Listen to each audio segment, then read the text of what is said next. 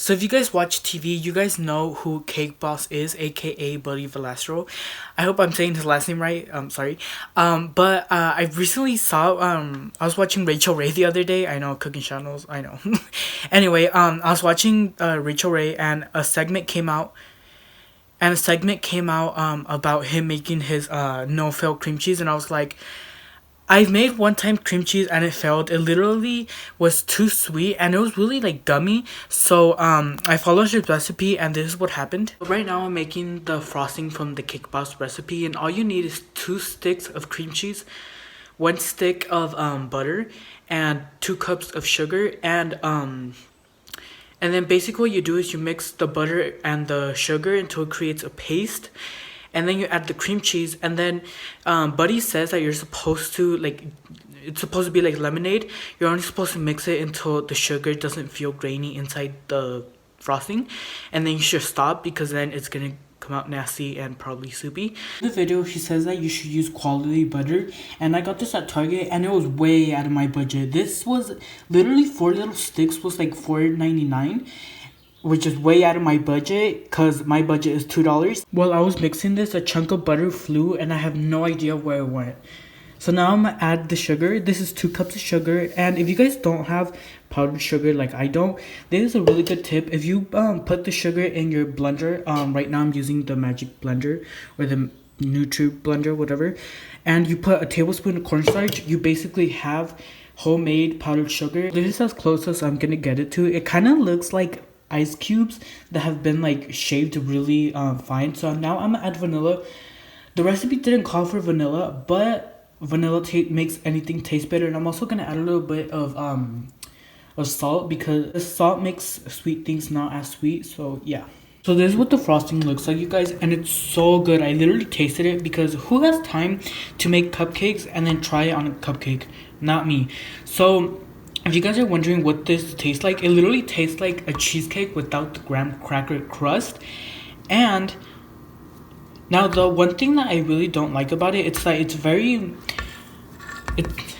not really good for like putting on a cake, because if you put it on a cake, it's gonna take the cake with you. So if you put like a little bit more of water or milk or almond milk or half and half or whatever, just something liquid, it'll probably make it a little bit more like easier to pipe with.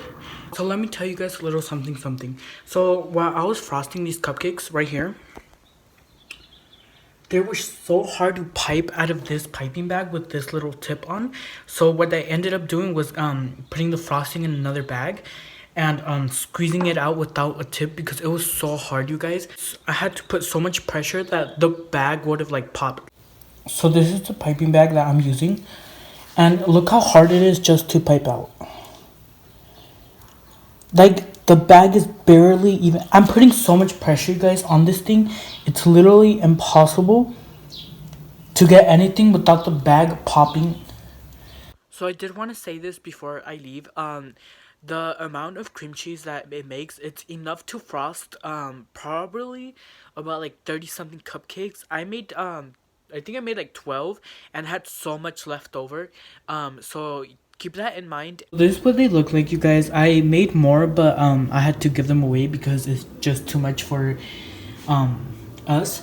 So these cupcakes are really good, but honestly, I feel like what would make this cream cheese frosting better is if you grabbed like puff pastry or something like a chip or like something hard and kind of made it into a dessert. It would have been so much better because, as I said, this frosting is not that spreadable, so you can't really like put it on a cake, because if you put it on a cake or like a cupcake, it will, tear it apart. So keep that in mind. So this is the end of the video. So as I said, the frosting was amazing.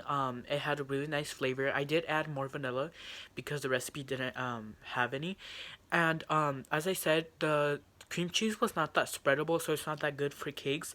So if you guys don't want a recipe for cakes, definitely don't use this one because it's too thick and it will literally break your cake in half. So this thing is only good for like cupcakes or like a Danish or like something like that, or even like a brownie maybe. So yeah, that's the end of the video. I hope you guys like, comment, and subscribe, and I'll see you guys on the next video.